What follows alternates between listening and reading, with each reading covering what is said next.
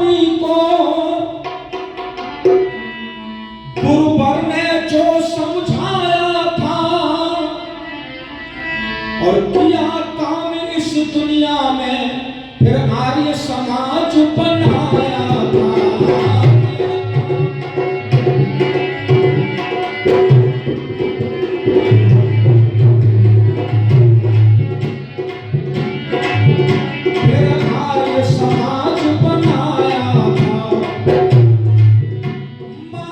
चंद को स्वामी जी ने सब अपने भिंग बैठाया था, अपने भिंग बैठाया था। जिनको अछूत जो कहते थे उनको गले लगाया था, जिनको अछूत जो कहते थे उनको गले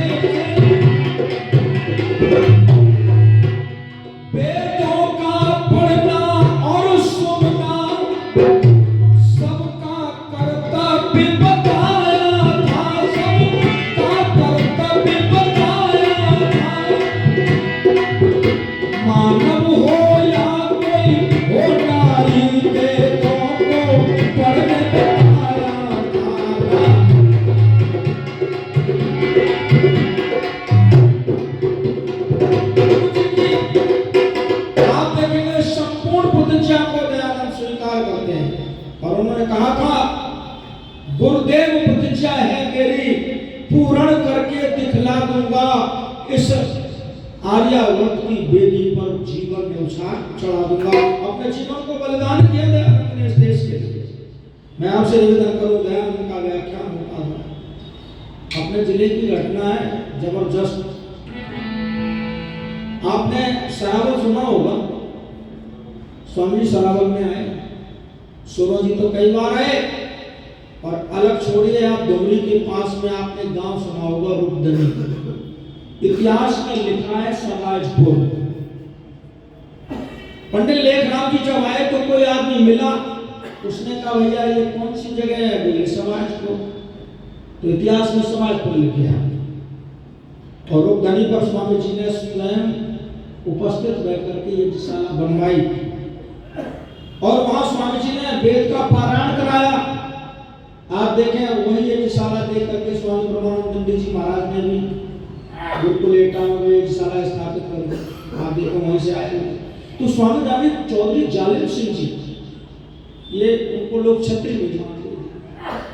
स्वामी जानी महाराज से सोलह जी में मिले, वो हाथी पर चढ़कर गए, और जब स्वामी जी से मिले जाकर के तो उन्होंने कहा स्वामी जी एक मेरा प्रश्न है, उसका उत्तर दे दो। हम अहीर हैं और हमें लोग छत्री नहीं मानते।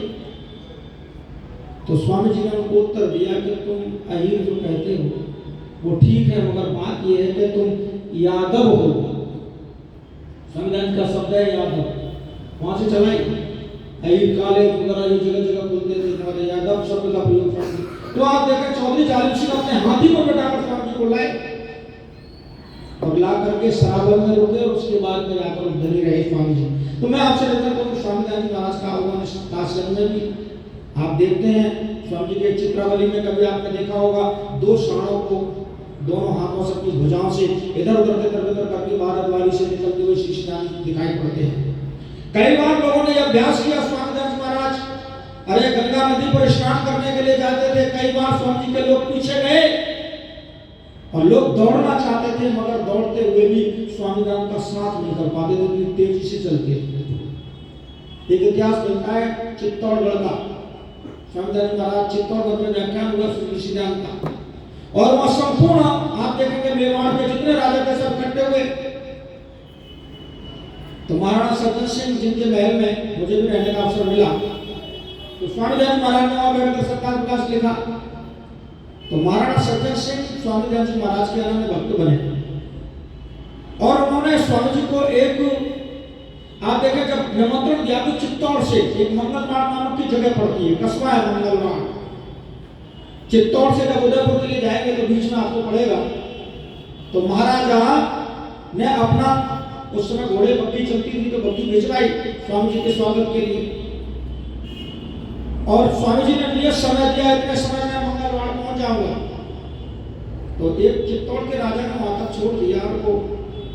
तो स्वामी जी ये समझ लो 10 किलोमीटर दूर है गए चित्तौड़ तक, तो दौड़ते चले गए।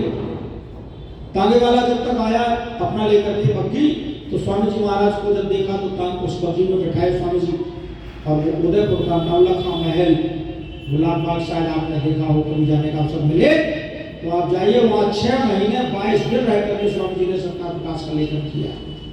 महाराजा सज्जन सिंह को आप देखें ऋग्वेद आदि भाषी भूमिका, और उन्होंने मनुस्मृति आदि का स्मरण कराया। राजा स्वामी दयानंद महाराज पर 500 रुपए की थैली देता, विदा करता है, और विदा करते करते एक बात कहता है, स्वामी जी एक काम करो, ये मूर्ति पूजा का खंडन छोड़ दो आप, तो मैं 1 लंग नाथद्वारा जो है 1 लंग की विद्धि दे दूंगा आपको, और आपको पुराणों में अवतार घोषित कर दूंगा। तो दयानंद ने कहा ऐसा कभी नहीं हो सकता। बोले महाराज मेरी बात मान लो, लागू आमदनी है, छोड़ दीजिए आप मूर्ति खंडन करना। तो स्वामी जी ने कहा चल लाखों की आमदनी कितनी भी हो। तो एक बात कहते हैं राजा सज्जन सिंह, महाराज सज्जन सिंह ने कहा स्वामी जी ध्यान रखिए, मुझ जैसा दुनिया में आपको कोई दानी नहीं मिलेगा। जब ये शब्द बोला तो स्वामी दयानंद जी महाराज झुंझला कर बोले, अरे महाराज सज्जन सिंह क्या बात करते हो, तुम जैसा दानी नहीं मिलेगा तो मुझ जैसा त्यागी भी दुनिया में नहीं मिलेगा। मैं तुम्हारे इस राज्य को त्याग कर जा रहा हूं। और उस समय स्वामी जी कहां चले गए, सुधार करने के लिए जोधपुर, और जोधपुर में जाकर स्वामी जी को विष दे दिया। कैसी थी सुबह घड़ी देश की यारियो, जिस घड़ी में दयानंद विचरते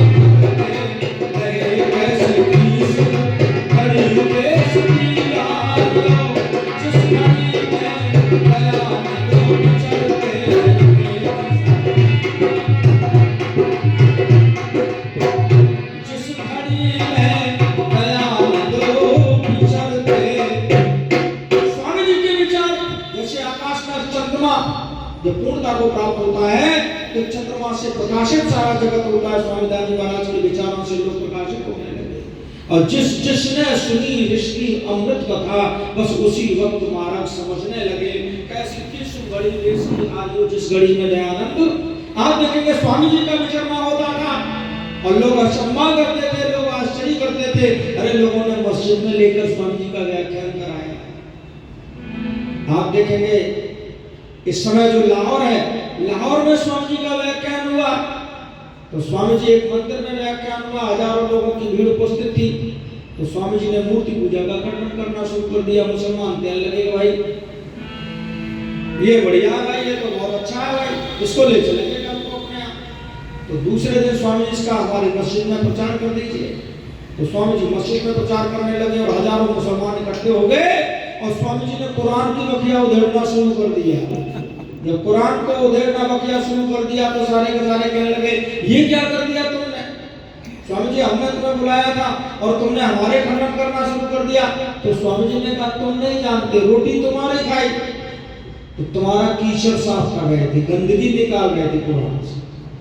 आप देखेंगे ईसाई लोग ले जाते थे, ईसाई मत का खंडन करते, अरे लोगों के दिमाग में आए है कौन, ये कौन है, कैसा है। और लाहौर में ये स्वामी जी का व्याख्यान तो लोग आश्चर्यचकित थे, तब पता लगा कि ये तो कोई वेदों वाला सन्यासी है। और बड़ी प्यारी बात की, गीत लिखा कवि ने क्या गाया, वह कौन आया जाग उठी थी दुनिया जिसकी बात से, वेद की पुस्तक दबा बगल में निकला था गुजरात से, कौन आया रोशन होगी दुनिया जिसकी बात से, वेद की पुस्तक दबा बगल में निकला था गुजरात से, कौन आया।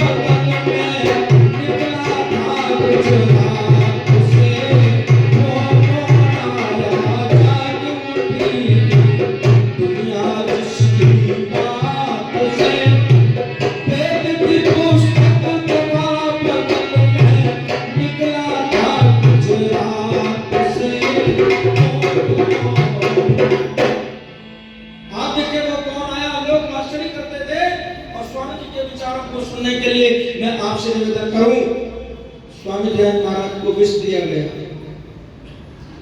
और उस विष के इलाज की जगह डॉक्टर अली मरदान खान नाम का मिलता है इतिहास में, स्वामी जी को जो इंजेक्शन देता था उसमें पॉइजन इंजेक्शन देता था जिससे स्वामी जी की हालत बिगड़ती गई। आबू पर लाया गया, स्वामी जी को सुधार नहीं हुआ तो उनको अजमेर लाया गया और अजमेर में स्वामी जी ने दीपावली वाले पर्व के दिन स्वामी जी इधर दीपक चल रहे थे और स्वामी जी इस दुनिया को छोड़ करके विदा हो रहे थे और जब विदा हो रहे थे तो उन्होंने एक शब्द बोला, ए आर्यो मेरे पीछे आ जाओ। उन्होंने कहा ए आर्यो मेरे पीछे आ जाओ और सब पीछे खड़े हो गए। स्वामी जी ने कहा हाँ ईश्वर तेरी इच्छा पूर्ण हो। ये शब्द बोलते अपने शरीर से इस नाजवान शरीर को छोड़ करके जीवात्मा चला गया।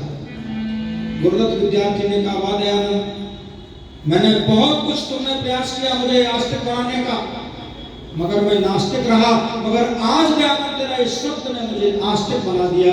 मैं समझ गया कि संसार में ईश्वर की सत्ता होती है। और गुरुदत्त विद्यार्थी रो पड़ा, आंखों में आंसू आ गए और उस समय बहुत सुंदर सारसी गजब के गीत लिख रहे हैं, क्या गाते हैं, दिल के अरोमा सारे दिल में रह गए, ऋषि के सपने अधूरे रह गए, दिल के अरोमा सारे दिल में रह गए, ऋषि के सपने अधूरे रह गए, दिल के अरोमा सारे दिल में रह गए।